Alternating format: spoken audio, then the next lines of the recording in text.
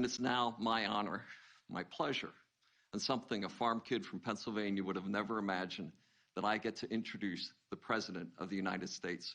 Mr. President. Thank you.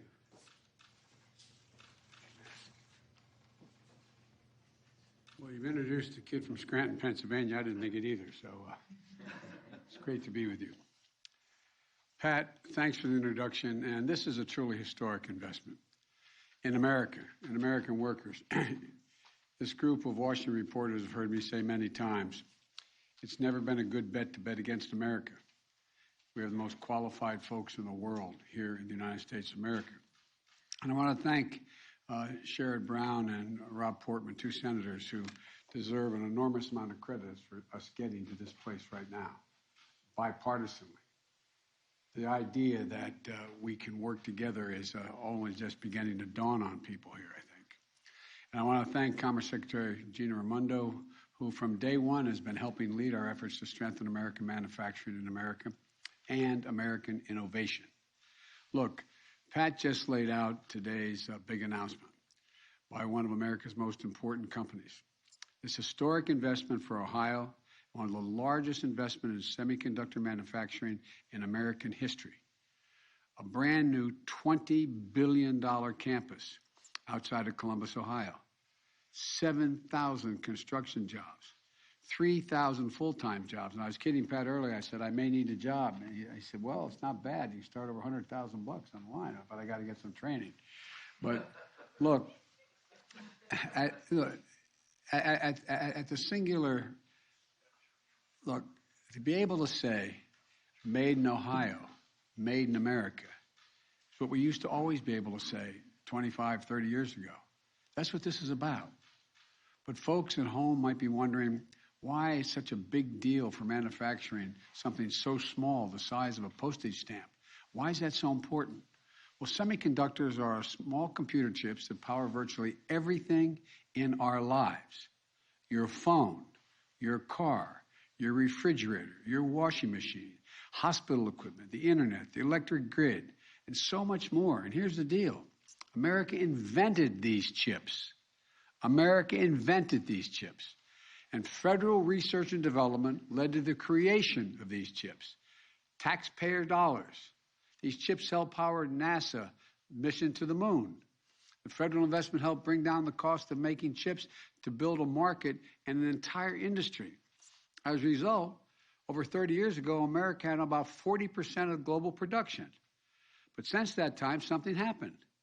American manufacturing, the backbone of our economy, got hollowed out. Companies moved jobs and production overseas, especially from in the industrial Midwest.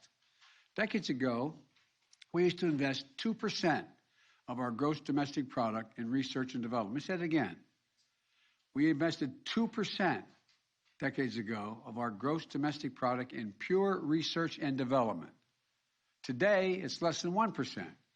We were ranked number one in the world in R&D. But guess what? We now rank number 9. China was number 8 in the world 3 decades ago. Now they're number 2. And other countries are closing in fast. As a result, today, we barely produce 10% of the computer chips despite being the leader in chip design and research. And we don't have the ability to make the most advanced chips right now. But today, 75% of the production takes place in East Asia. 90% of the most advanced chips are made in Taiwan. China is doing everything it can to take over the global market so they can try to outcompete the rest of us and have a lot of applications, including military applications. Folks, look, during this pandemic, your pocketbook felt the consequences. Inflation, higher prices. Whenever a factory shuts down in one part of the world, the production and shipments of goods to shops and homes and business all over the world gets disrupted. COVID-19 has compounded that problem many times over, especially with these computer chips. As a result, everything from cars to dishwashers are delayed getting to showrooms and customers, just as demand for them is up because the economy is growing. And because supply is low, we find ourselves in a position that we're really behind the curve. Prices are going up. In fact, 1/3 of the recent price increases that have been seen nationally are due to car prices, as mentioned earlier. You know, I'm going to turn to the boss here. What percentage of chips are needed to build the cars today, and what's going to happen in the next 5 to 10 years? 4% today, 20% by 2030. 20% by 2030 is going to be required to, that's what the car is made of. 20% of it is going to be these computer chips. Historic as today's announcement is, this is just the beginning. And this is an important part of today's message. Right now, there's a bill in front of the United States Congress, because the two men behind me are pushing it, U.S. Innovation and Competition Act, which includes several of the ideas I proposed last year that would accelerate the progress in a big way. The bill calls for authorizing nearly $90 billion for research and development, manufacturing, and supply chain.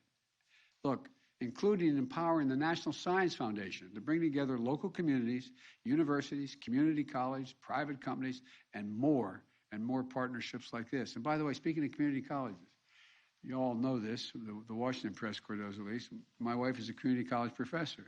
She said it's the best kept secret in America.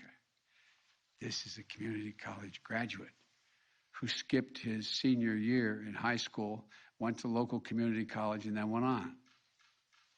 My wife's got to meet you, man. Look, this includes a $52 billion incentive for more companies to build their manufacturing facilities here in the United States of America. I want other cities and states to be able to make announcements like the one being made here today. And that's why I want to see Congress pass this bill right away and get it to my desk. Let's get another historic piece of bipartisan legislation done. Let's do it for the sake of our economic competitiveness and our national security. Let's do it for the cities and towns all across America working to get their piece of the global economic package. And let's do it for the dignity and pride of this country and the American worker. I made clear while I was running for president, and from day one of this administration, we are going to invest in America. We're investing in American workers. We're going to stamp everything we can made in America, especially these computer chips. Vice President Harris and I, along with Secretary Raimondo and our entire team, have met with members of Congress in both parties because this is a bipartisan issue. We brought business and labor together to see where we could ramp up production and help resolve bottlenecks. Soon after I was sworn in, I signed an executive order to revitalize American manufacturing and making our supply chains more resilient to disruptions, whether it's a pandemic, climate change, or cyber attacks. In some cases, building resilience will mean increasing our production here at home. In others, it will mean working more closely with our trusted friends and partners, nations that share our values, so that the supply chains do not get used against us as leverage. In fact, I made this clear to President Xi of China. We need not have confrontation, but we have a stiff economic and technological competition, and we're going to insist everyone, including China, play by the same rules. We're going to invest whatever it takes in America, in American innovation, in American communities, and American workers. That's exactly what we're doing here today. As a result of the progress we've made, record economic growth, record job growth, faster economic recovery than any other nation on earth, we are better positioned globally than we have been in a long, long time. Intel's historic investment is one example. It's not the only one. In fact, last year, the largest semiconductor companies, including Samsung and Micron, committed $80 billion to build new facilities in the United States, in Arizona, New York, Oregon, Texas. And why are these companies choosing us, the United States? I think it's because they know we have the most productive workers, the best research universities, a dynamic venture capitalist system, and a rule of law that protects intellectual property. I think we're better positioned than any nation to seize these opportunities. But we have to keep it going. And I think our best days are ahead of us. Last year, we took a big step toward that front with the bipartisan infrastructure law. And I want to thank Senator Brown and Senator Portman for their hard work in getting that done. That law is going to upgrade everything from roads, bridges, ports, airports, railroads, transit, to make our economy move faster and reduce prices for families. This is going to create better jobs for millions of Americans all over the country, rural, urban, suburban. And it means America is the most attractive place for companies like Intel to invest and make their products. Because of the law, this year, for the first time in 2 decades, our infrastructure investment will grow faster than China's, for the first time in decades. This is a game changer. Now we have to build on that progress, and that's what this today is about. It includes Congress acting on our competition bill, which I mentioned earlier, and my administration is going to keep using all the tools we have to reshore our supply chains, strengthen our economic resilience, and make more in America. Because at the end of the day, this is about national security, economic security, and it's about jobs. Good paying, decent jobs you can raise a family on.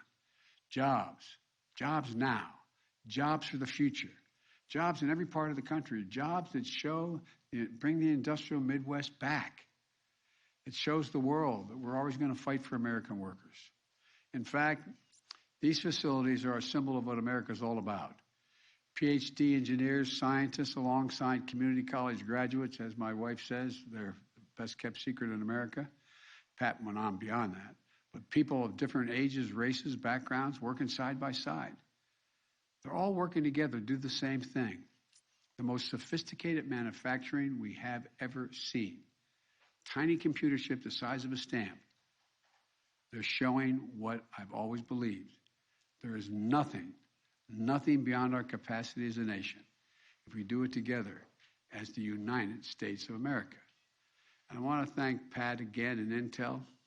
I can't wait to see this next visit that you're about to have in Ohio today. And I want to make one last comment. You know, folks, and I asked Pat this, but I've asked many other corporate leaders around this nation.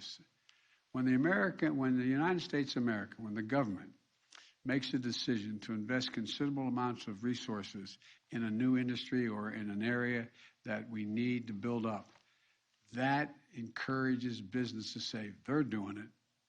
This is going to happen. I'll get in too. I asked Pat whether that was part of the judgment. Am I misleading? Am I misstating it all? And it is, but I just want everybody to understand. When, I'm sure there were people who looked at both my colleagues who helped lead the fight in this CHIPS Act we're trying to pass one. Are you going to spend all that money? That money attracts money. It attracts investment. It demonstrates we're all in. So, folks, I'm going to say what I've always said. There's not a damn thing this country can't do. Not a single thing we can't do. You've heard me say it before, and I'm going to say it again. I spent about an hour and a half today with the Japanese Prime Minister on a virtual meeting with our staffs. And I told him about when President Xi asked me, can I define America when I was in China with him? I said, yeah, one word, possibilities. Possibilities. We can do anything if we put our mind to it. God bless you all, and may God protect our troops. And by the way, the reason we're not going to have any time for questions now is these guys got to get quickly on a plane and go out and do a major announcement in Ohio, and you guys will ask me all about Russia and not about anything having to do with chips. I have a question about this. If you could, how are we going to guarantee the raw materials will be available, since many of them come from without the United States, including some countries like Afghanistan that are in turmoil? We're working on that. There's a lot not in Afghanistan. There's a lot we've been finding out and moving on directions to find where the raw materials are. We're making contracts to make sure we have access to them, and we are doing things that we're finding out here in the United States. We have assets we didn't know we had in terms of raw material. Thank you, President. Thank you very much. Thank you. Thank you. Thank you very much. Thank you. Is it time to meet with Putin, sir? Thank you. Come back to tell us about Russia when you can, sir.